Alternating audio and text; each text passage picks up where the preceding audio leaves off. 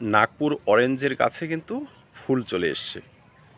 বর্ষাকালে কিন্তু এই সমস্ত গাছে দু চারটে করে ফুল দেখা দেয়। এই বছর অনেকগুলো ফুল চলে আসছে। তো এই বর্ষাকালে এই সমস্ত গাছ থেকে আমরা কিভাবে কমলা লেবু পেতে পারি, আসুন সেসব সংক্ষেপে জেনে নিই। নমস্কার দর্শক, নাগপুর অরেঞ্জের যে ফুলগুলো আসছে এই সমস্ত গাছে আমরা এখন যদি ফল ধরাতে চাই তবে কিন্তু কয়েকটি পদ্ধতি আমাদের মেনে চলতে হবে। প্রথম পদ্ধতি হচ্ছে অত্যাধিক বৃষ্টি এবং অত্যাধিক রোদ থেকে এই সমস্ত গাছকে বাঁচাতে হবে। অত্যাধিক বৃষ্টিতে কিন্তু এই সমস্ত ফুল পচে যাবে এবং অত্যাধিক রোদেও কিন্তু এই সমস্ত ফুল ঝরে যাবে। তাই আমরা কি করব, এই সমস্ত গাছ সম্ভব হলে একটা শেডের নিচে নিয়ে রাখবো, যেন ফলগুলো অন্তত মার্বেল দানার মতো হয়ে যায়।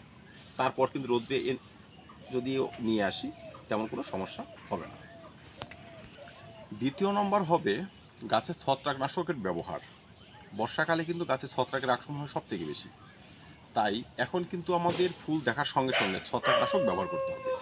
আমরা যে কোনো ছত্রাকনাশক, বিশেষ করে কন্টাক্ট যেগুলো ছত্রাকনাশক হয়, অ্যান্ট্রাকোল, এই সমস্ত কিন্তু 1 মাসে 3 বার ব্যবহার করে দেব।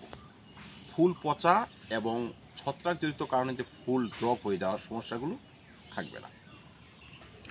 দর্শক, গাছের সঠিক পুষ্টির জন্য কিন্তু আমাদের এখন খাবার ব্যবহার করতে হবে। এই সমস্ত গাছে আমরা এখন মিশ্র খাবার ব্যবহার করব, সেটি রাসায়নিক হতে পারে বা অর্গানিক হতে পারে। মিশ্র খাবারে কিন্তু পটাশিয়াম এবং ফসফরাসের সঙ্গে সঙ্গে বোরন 20% প্রয়োজন। বোরন ফ্রুট সেটে হেল্প করে। এই সময় যেহেতু টবের মাটি ধুয়ে যায়, সবথেকে বেশি দেখবেন টবের মাটি এখন ধুয়ে যায়, সে সমস্ত গাছে কিন্তু ফল হয় সবথেকে কম।